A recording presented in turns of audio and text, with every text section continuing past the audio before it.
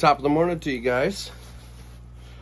What I want to cover today, just a little basic intro to disease, parasites, sick fish, for the lack of a better term. So, bust out the little book. And as I was showing you in a previous video, pretty much this whole section right, I'm trying to find it now, darn it. Pretty much this one whole section, about 20 pages worth, is about diseases and parasites. And here it is. There it is. Found it finally. Right here. This section right here. Okay. Now, most of your diseases have a particular treatment for them. The most important thing you have to remember is don't be treating your pond because you think your fish have a parasite. Most times if they get a viral infection, they're probably not going to survive. A parasitic infection can be taken care of in most cases at home. But back to my point, you don't want to, just because you see your fish flash one day, that does not mean, oh, you have a parasite in your pond or your fish have parasites. The flashing has to be fairly consistent. Now, obviously, excuse me, when you see them flash, you want to keep an eye on them for, a few days to make sure that it just wasn't an incidental, playful flash. Sometimes fish will get something in their gills that'll irritate their gills a little bit, so they'll flash. That could be, food. That could be clay. If you put clay in your pond, it just irritates their gills a little bit, annoys them, so they flash a couple times to clear that out. That has nothing to do with the fish being sick. So again, just because they flashed does not mean they are sick. Do not be treating, don't grenade treat the pond, because whenever you medicate fish, it is hard on the whole ecosystem of the pond, and it is hard on all the fish that aren't sick. And if you don't have a parasite in there or any type of other bacterial infection, whatever the case may be, those things will grow stronger or grow an immunity to the treatments. It's very similar to if I think I might get sick, so I'm going to take some antibiotics. You would never do that. So you don't do the same, you don't do that to the fish either. You never, unless all of your fish are sick, you really want to try to stay away from treating the entire pond. Take the sick fish out, put it into a quarantine tank or tub or pond, whatever, however big the fish is. You want it to be big enough for the fish to be comfortable, but it does not have to be huge. Keep it heavily aerated, and you'll want to change the water in it every couple days because obviously it's a smaller area. And you treat the fish in that quarantine tank. Because again, there's no sense in treating all the fish if one have it. Now, could it spread to all the fish? Absolutely, it could, but it hasn't. So that's what you have to remember. The next thing you want to look at is, and this is 90% accurate, and again, with a lot of the stuff I say, please double check. Please look on Google and see what you find. Good water parameters. All the parameters we've discussed. Healthy water, 9 times out of 10, will keep your fish healthy. A lot of your parasites thrive in certain water conditions and may not in others. That being said, the proper water parameters will keep most parasites at bay. The worst times for your infections are going to be as we're coming into winter, when the water starts to cool down, and when we're coming out of winter, when the water starts to warm up. There's temperature ranges for the parasites and bacteria as well, okay?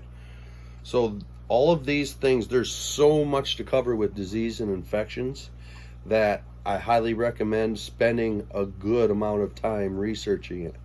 And when you find a good site with printer-friendly pages, print them off. Keep them with you so that when it does happen, you don't spend a bunch of time back on the internet looking for how to treat it. You have yourself a notebook full of the solutions to the problem. So again, just to be very clear, just because your fish flashes once randomly here and there does not mean your fish is sick. It does not mean your fish has a parasitic infection. Keeping those water parameters good, keeping your water clean is half of the battle. If a fish were to have an injury on it, good, clean, healthy water is actually probably going to heal that faster than trying to medicate it. Because every time you grab that fish to give it some type of medical treatment, it is going to stress it a little bit, okay? And you've got to keep that in mind. The more comfortable they are, the better they're going to heal. And that's why when you do quarantine them, you kind of keep them in a smaller area. It prevents them from swimming around, expending too much energy. They can use that energy to help heal, to help get better. Now, there's some infections that they're going to get that you have to get on top of it right away. But those infections also come with very telltale characteristics, not just a little flashing. Bulging of the eyes, their bodies about double in size, and their fins start to protrude, their scales start to protrude out.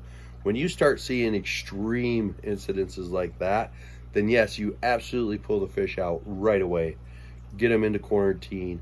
Start treating them with the proper medications, okay? Again, if you had show level koi, obviously you're going to want to have something or someone in the area that might be somewhat of a fish vet that can help with these extreme cases. Because again, show level koi are thousands of dollars. If you're just hobby koiing it, you might lose a couple to illness. That's something you're going to have to prepare for. But most illnesses can be taken care of just with a little research, patience, and then again, another way to prevent all of that from happening is whenever you get a new fish, you must quarantine it for 2 weeks.